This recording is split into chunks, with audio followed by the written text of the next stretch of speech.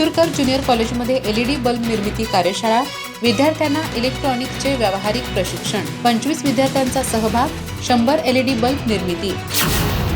रावसाहेबांना कित्तूरकर junior कॉलेजमध्ये कौशल्य विकास विभाग आणि व्होकेशनल इलेक्ट्रॉनिक्स विभागाच्या संयुक्त विद्यमाने विद्यार्थ्यांसाठी एलईडी बल्ब बनवण्याची कार्यशाळा उत्साहात पार पडली।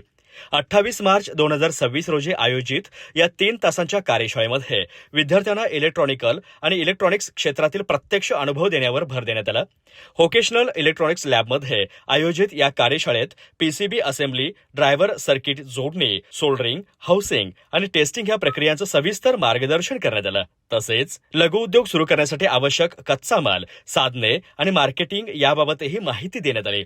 प्राध्यापक शिवानंद हत्ती यांनी व्यावहारिक शिक्षणाचं महत्त्व अधोरेखित करत विद्यार्थ्यांना एलईडी बल्ब असेंब्लीचं मार्गदर्शन केलं। प्रति बल्ब सुमारे 30 रुपये खर्च येत असल्याने हा व्यवसाय किफायतशीर ठरू शकतो असं त्यांनी सांगितलं। या कार्यशाळेत 25 विद्यार्थ्यांनी सहभाग घेत 100 एलईडी बल्ब तयार केले। प्राचार्य उमेश सावंत यांनी अशा उपक्रमांमुळे विद्यार्थ्यांना तांत्रिक कौशल्य प्राप्त होऊन स्वावलंबनाचा मार्ग खुला होत असल्याचं सांगितलं। भविष्यात अधिक विद्यार्थ्यांसाठी कौशल्य विकासाच्या संधी उपलब्ध करून देण्यासाठी इतर संस्थांची सहकार्य करण्याची तयारीही त्यांनी दर्शवली। कार्यक्रमाचं स्वागत आणि प्रास्ताविक प्राध्यापक विशाल चांदणे यांनी केलं।